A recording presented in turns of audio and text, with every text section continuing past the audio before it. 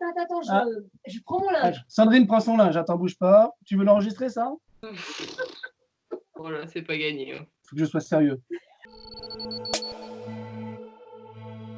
Bonjour, je m'appelle Benoît, je suis enseignant en CE2, CM1 dans la région de Grenoble, dans une petite commune de 2000 habitants. Pour moi, c'est impossible d'enseigner de façon efficace à distance. C'est pas possible. Le présentiel, il est primordial. Pouvoir réagir, adapter son enseignement, c'est impossible de faire ça à distance.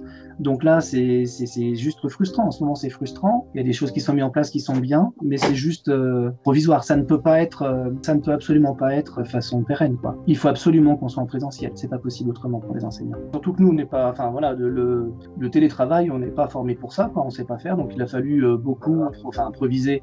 Oui, il a fallu improviser, quoi. Se servir des logiciels mis à disposition par l'Éducation nationale. Moi, je retrouve ma classe 2 fois par semaine. Ça, c'était super bien, mais c'est un outil qu'il faut maîtriser. Donc ça n'a pas été facile. Voilà, on a essayé de faire en sorte de ne pas lâcher. On n'a pas lâché nos élèves. Sandrine, comment faisait elle fait des tutos. Elle a créé sa chaîne YouTube. Les enfants ont continué à faire ce que j'avais prévu de faire dans les semaines qui arrivent. Je pense qu'il y a un lien qui s'est un peu créé comme ça, qui est plus sympa. Il y a une espèce de rapprochement qui s'est fait.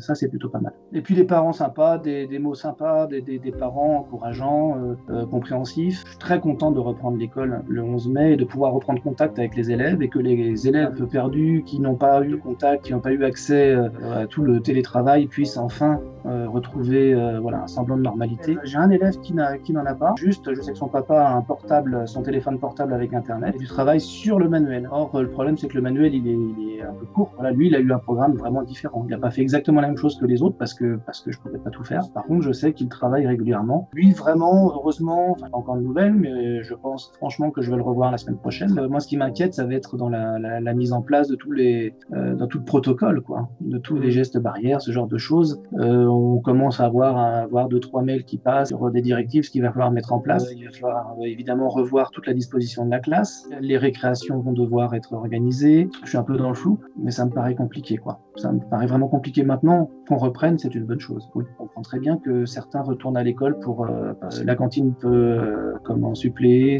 les besoins, comment repas le midi, ce genre de choses. On entend dire que les enfants iraient manger dans les classes parce qu'il n'y aurait pas assez de place pour tous les élèves dans la cantine. S'il n'y a pas assez de place dans une cantine, il faut effectivement trouver des endroits où la distance peut être observée. Telle classe rentrera à telle heure, puis 5 minutes après, c'est l'autre classe, etc.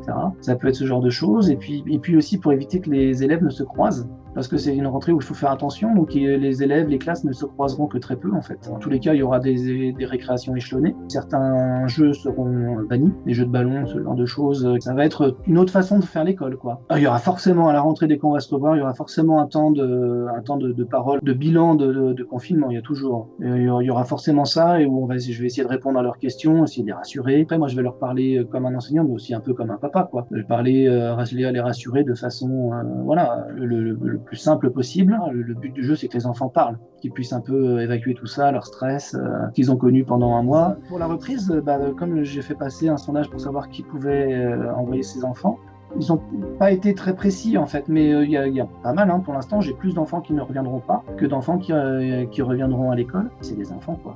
On peut pas, ils restent petits, ils vont pas être aussi à cheval sur ces gestes barrières que nous, adultes, on peut l'être. Donc oui, ça va être difficile. Et il y a des parents qui en ont peur, et c'est pour ça qu'ils n'envoient pas leurs enfants. Oui.